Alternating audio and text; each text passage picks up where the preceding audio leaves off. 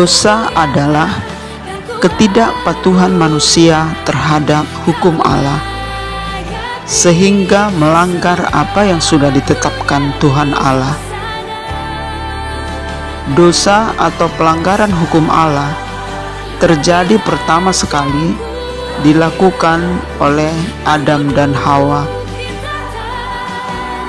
Karena melanggar apa yang sudah ditetapkan Allah, mereka menanggung akibatnya, yaitu terusir dari Taman Eden dan kehilangan kemuliaan Allah, serta harus berjerih lelah untuk mencari makanannya. Iblis yang mencobai mereka dan berhasil memiliki jalan untuk menurunkan sifatnya kepada manusia yang sudah takluk kepadanya, antara lain iri, kedengkian, dan cemburu. Dosa itu menjalar dan diwariskan kepada keturunan yang berikutnya. Roma 5 ayat 12. Sebab itu, sama seperti dosa telah masuk ke dalam dunia oleh satu orang, dan oleh dosa itu juga maut, demikianlah maut itu telah menjalar kepada semua orang. Suatu ketika, anak-anak Adam, yaitu Kain, yang seorang petani, mempersembahkan sebagian dari hasil tanah yang diusahakannya, dan adiknya Habel, yang seorang gembala kambing domba, mempersembahkan korban persembahan dari anak sulung kambing dombanya, yakni lemak-lemaknya. Tuhan mengindahkan Habel dan korban persembahannya, tetapi Kain dan korban persembahannya tidak diindahkannya. Lalu hati Kain menjadi sangat panas dan mukanya muram.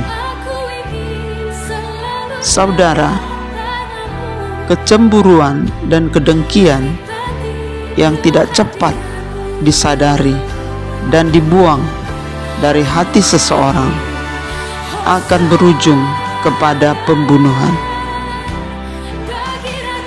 Tuhan sudah memperingati Kain dan berfirman, "Mengapa hatimu panas dan mukamu muram?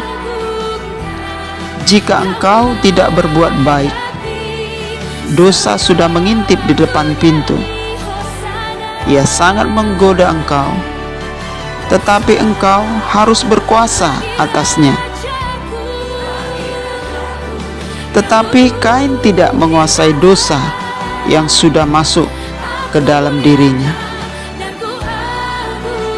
Seharusnya Kain merendahkan hati dan mencari tahu mengapa persembahannya tidak diterima Tuhan, kemudian memperbaikinya sesuai dengan yang dikehendaki Allah. Tetapi sebaliknya, Kain membiarkan kedengkian dan kebencian menguasainya, yang berujung kepada pembunuhan terhadap adiknya Habel. Hal yang serupa terjadi antara Saul dan Daud. Bermula dari kecemburuan Saul terhadap Daud ketika mereka kembali dari pertempuran mengalahkan orang Filistin. Keluarlah para perempuan Israel menyongsong mereka sambil menyanyi dan menari-nari dengan memukul rebana bersukaria. Namun nyanyian mereka mengesalkan hati Saul, sebab mereka berkata, "Saul mengalahkan beribu-ribu musuh, tetapi Daud berlaksa-laksa." Hati Saul panas dan dia marah Sebab sebagai seorang raja Israel saat itu, seharusnya perhitungan berlaksa-laksa adalah untuk dirinya. Sejak saat itu, maka Saul selalu mendengki Daud. Iri dan cemburu menimbulkan kedengkian dan kebencian yang akhirnya pembunuhan.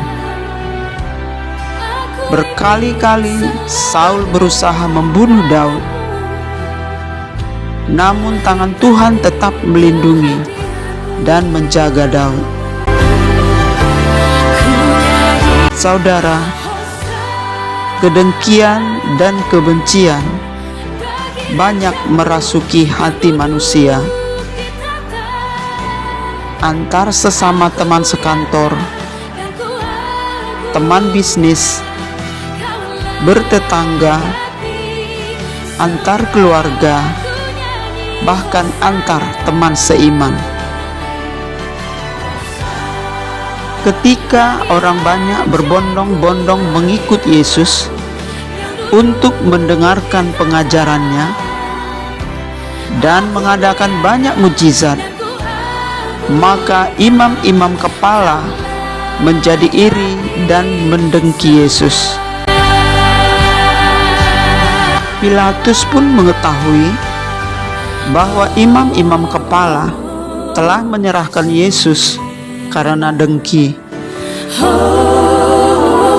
Markus 15 ayat 10. Ia memang mengetahui bahwa imam-imam kepala telah menyerahkan Yesus karena dengki. Tetapi imam-imam kepala menghasut orang banyak untuk meminta supaya Barabaslah yang dibebaskannya bagi mereka. Saudara, firman Tuhan berkata, setiap orang yang membenci saudaranya adalah seorang pembunuh manusia. Dan Tuhan memastikan seorang pembunuh tidak akan memiliki hidup yang kekal. Kedengkian, kebencian adalah sifat dari malaikat yang jatuh.